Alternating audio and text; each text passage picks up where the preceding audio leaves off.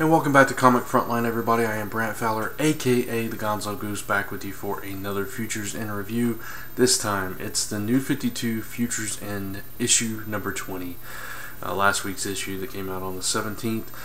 This is the weekly series written by Brian Azzarello, Jeff Lemire, Dan Jurgens, and Keith Giffen. Pencils by Aaron Lopresti, inks by Art Thibert, and colors by Hi-Fi, cover by Ryan Sook. This particular issue focuses on three main storylines.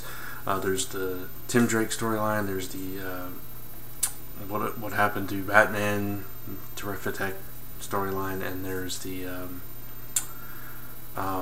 50 Sue Deathstroke little storyline. The main storyline of this issue, I think, is the Tim Drake story, and you know, he's been hiding, and everybody thinks he's dead and everything, and he comes out. And personally, Tim Drake is my Robin. He's my favorite Robin character. I prefer him over any of the other Robins. So anytime I get to see him done right, it's a treat. And this is a different version of Tim Drake. Obviously, we see him grown up here. It's 5 years later. And we see him all bearded up and kind of taking on this whole other identity, left the superheroing behind, but something has brought him out of hiding all this stuff that is going on. And very interesting to see what develops with him. The story, what happened to Bruce, I'm not going to give that away. It's interesting, but it was probably the least interesting part of the entire issue. And the other part, of course, 50 Sue. Personally, I am a fan of the character. I like what they're doing with 50 Sue and her little ragtag group of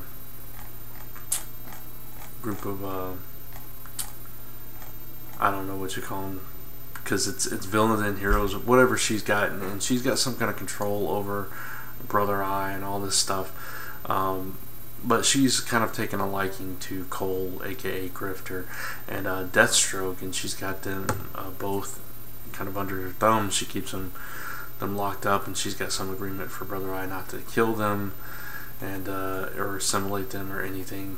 And you know, she's just this normal kid that's going on, but she's creepy and got this power over Brother Eye and everything. And I think it's an interesting, unique character, and I enjoy what they do with her quite a bit. That was a really good part of the issue. Like I said, Mr. Terrific trying to recruit some villains through it, you know, whatever. But yeah, it's Tim Drake, you know, kind of having to deal with the fact that he is now out once more, and has to deal with the repercussions of what that means. Lois knows he's Tim Drake, obviously, and he's really hesitant about going around her because of her revelation of Superman and all this stuff. And you know, but it's all interesting. I think the New 52 Futures in weekly series is on an upswing. I think right now the past 2 or 3 issues have been really solid. Throughout this month of Futures and this month of 5 years later, I think it's been solid. So hopefully it will stay on that upswing and continue to be good storytelling. I thought this was a decent one. I don't think it was the best one that I've seen. Excuse me, sorry. But it was definitely a solid issue, a decent issue with some interesting story plots going on.